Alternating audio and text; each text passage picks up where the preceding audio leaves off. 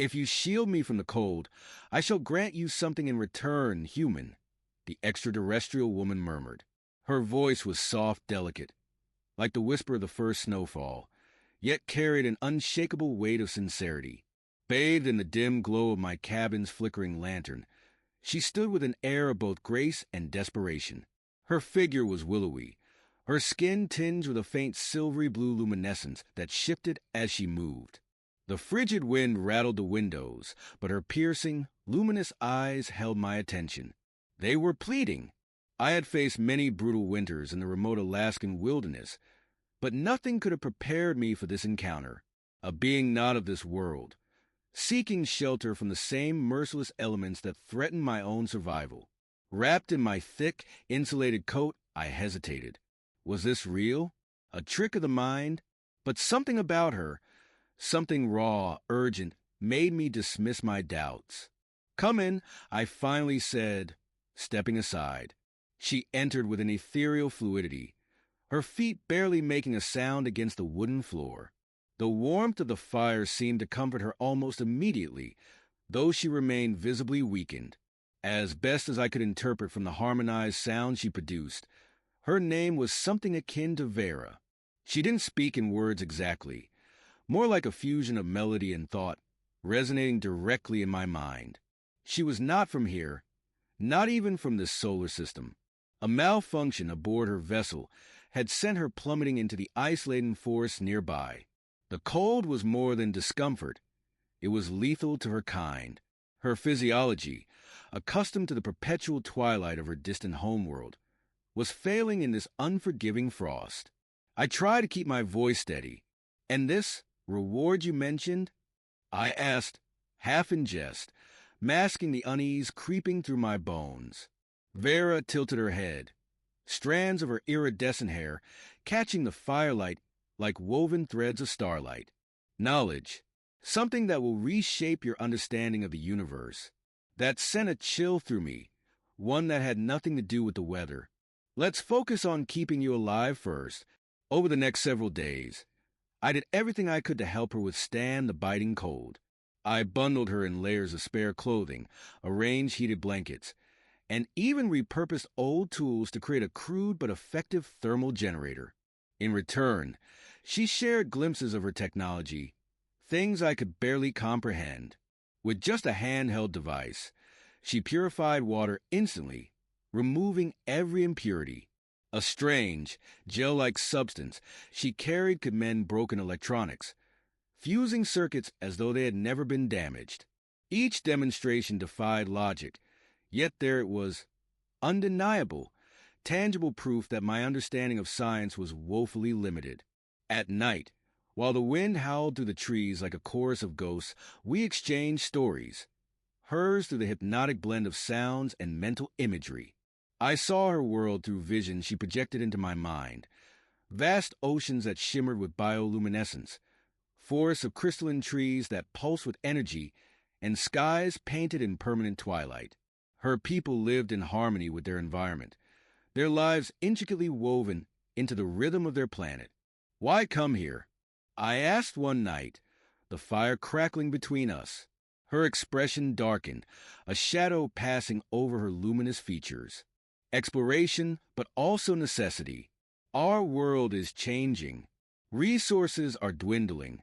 We search for knowledge, for survival, for worlds where both our kinds may benefit." Her words hung heavy in the air, carrying an ache I couldn't quite grasp. And yet, despite our differences, I felt something unfamiliar, yet undeniable growing between us. A connection, but peace was fleeting. One morning, I found her weak, too weak. Her radiant skin had dulled to a faded gray, her movements sluggish. The cold was consuming her faster than I had anticipated. "I cannot stay like this," she whispered, her voice barely audible. Panic surged in my chest. I had done all I could, yet it wasn't enough. If she stayed here much longer, she would not survive.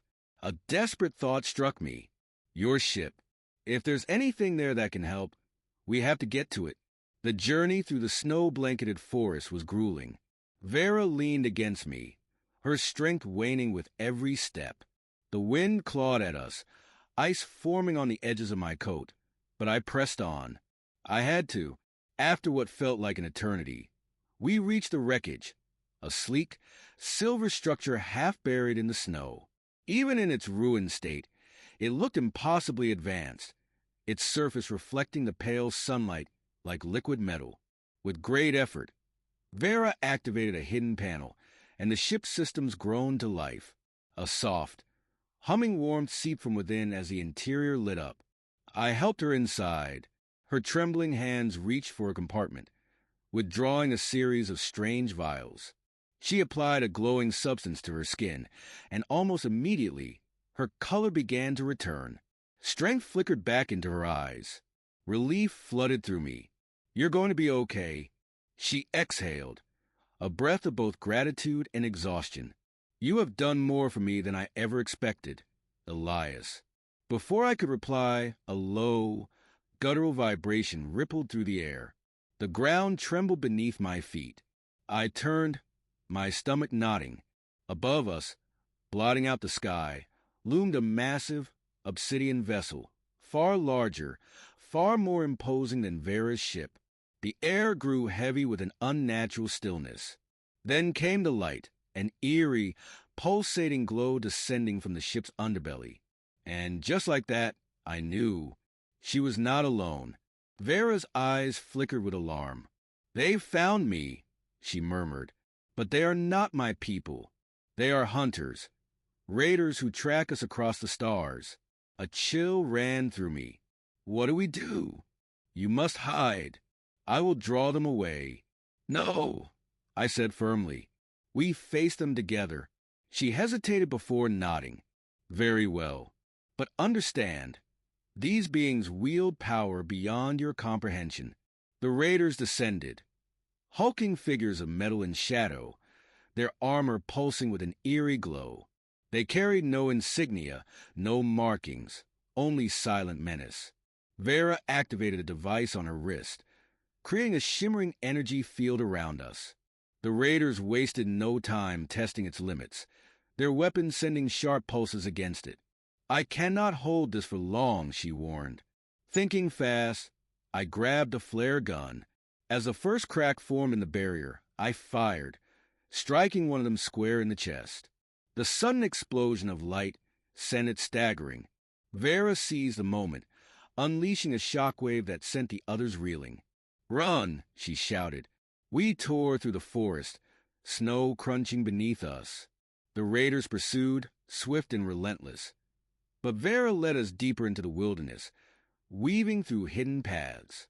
At last, she pulled me into a concealed alcove and activated a device at her waist.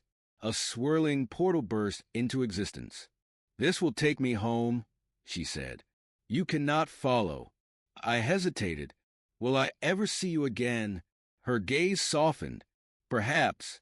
But take this." She pressed a crystalline shard into my palm. "It holds the knowledge I promised. Use it wisely."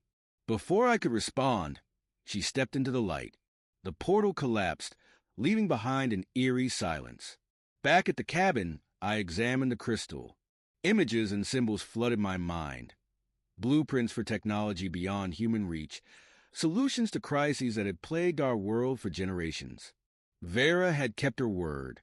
Months passed, and I used her knowledge to reshape my small corner of the world, creating clean energy, medical advancements, and sustainable farming.